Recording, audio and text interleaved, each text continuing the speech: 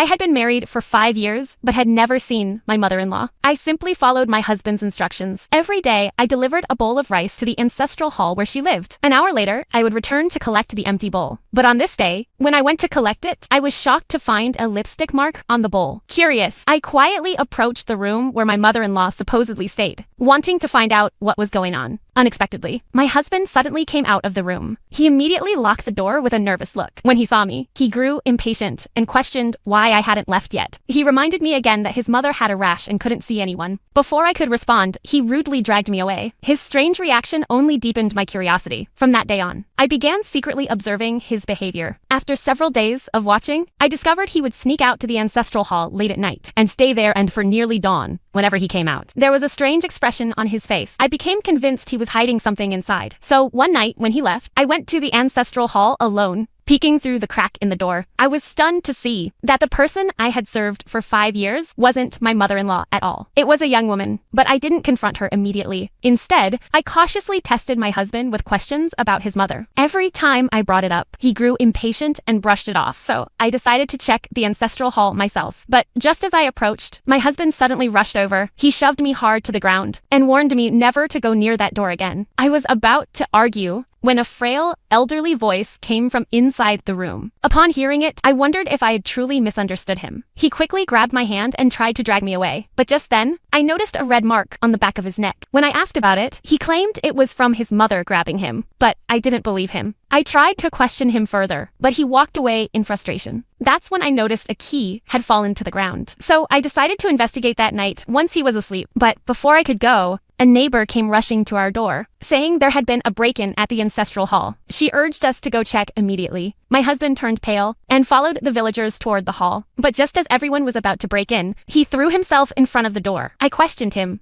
Who was really living inside that room? To my shock, he suddenly dropped to his knees in front of me, begging me not to open the door, saying if I did, our family would be ruined. His words didn't move me in the slightest. I pulled out the key I had picked up earlier. He panicked and tried to snatch it away. The villagers witnessed it all and began suspecting he had done something disgraceful. Their words only strengthened my resolve. I asked them to stay as witnesses. They all agreed, saying if my husband had done something unforgivable, they would help me get justice. I turned toward the door. My husband knelt again and begged me with tears in his eyes. He claimed he had done everything for my own good, promising he would live a good life with me from now on. But no matter what he said, I refused to believe him. Under his desperate gaze, I inserted the key and opened the door, only to see a scene I would never forget for the rest of my life.